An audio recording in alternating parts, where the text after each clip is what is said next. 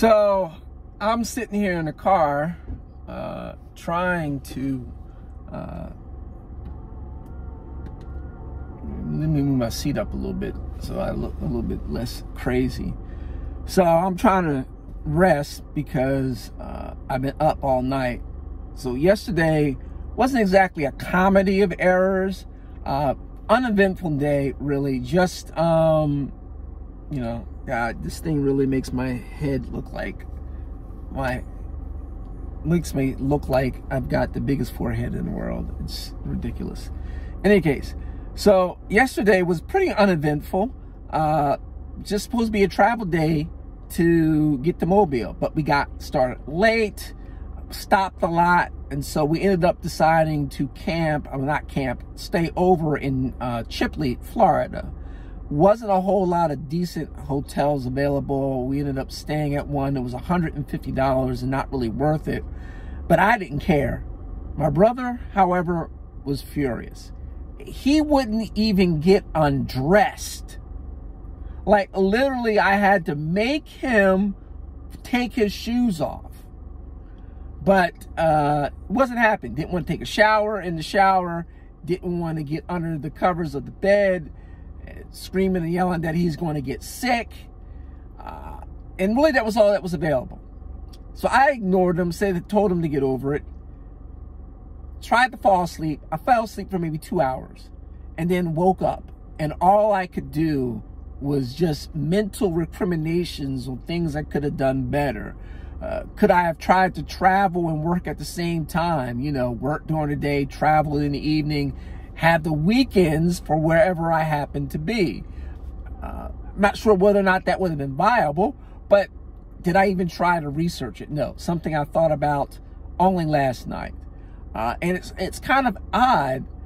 I shouldn't say odd. It's kind of interesting that as you start off your journey that's kind of a goal, you're thinking about nothing but all the things that you could have done differently, done better, that you did wrong. So I ended up waking up at like 1:30 in the morning and just can't go back to sleep. My brother's tossing and turning, getting up, going to the bathroom and coming back, but he's really not comfortable, I can tell. So finally I just said, look, you just would, you know, it's like 2:30. How about we get up, just get dressed and leave? So that's basically $150 down the drain. He's like, I got to get out of here. He's not comfortable. So that's what we do. We get here to Mobile. I get a chance to see my friend that I hadn't seen in a while. And that's cool. He's in an apartment now, not a house. So it's him, his wife, his daughter, which is technically my niece, but I haven't seen him since I was like 28, 29. It's ridiculous. And now I'm just dirt ass tired. Like, it's 30 minutes to drive to the possible campground, which is only $40, but I'm not sure if I can make it there. And you know, if you fall asleep and crash, then extra money for a hotel doesn't seem nearly as much.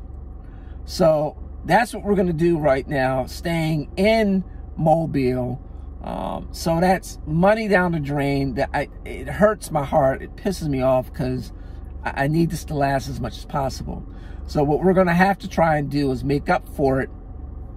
And the only way to make up for it is to be extremely cheap, or since there doesn't seem to be a lot or as nearly as many trails in this first part of the Underground Railroad that I can, you know, see on the map, we're just going to drive the first full length of it the fastest way possible, which is like 400 miles, I guess. According to the GPS, that's like, I don't know, 4 hours, maybe.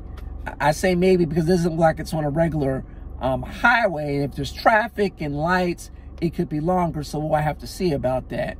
But if we, you know, get up early again, but not as early as 2:30, thank God, but, you know, maybe get on the road 7, 8 in the morning, first light, and just drive all the way there, then what we've done is essentially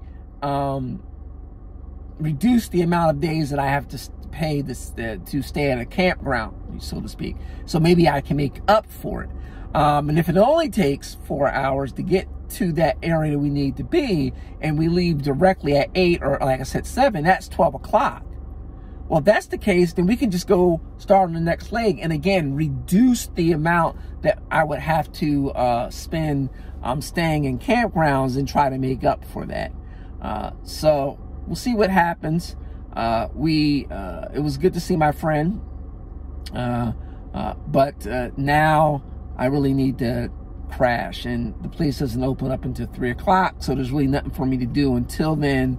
I'm at a mall letting my brother walk around, and I'm in the car, and I guess I'll try to take a nap or something. I don't know if that's even viable. It would be funny and effed up for me to fall asleep in the car and wake up and, you know, the bikes are going and whatnot. So, I mean, I could lock them, and probably should, but the locks were at the beginning, at the bottom of the storage and back. I just don't feel like digging it out. So that's kind of where we're at right now.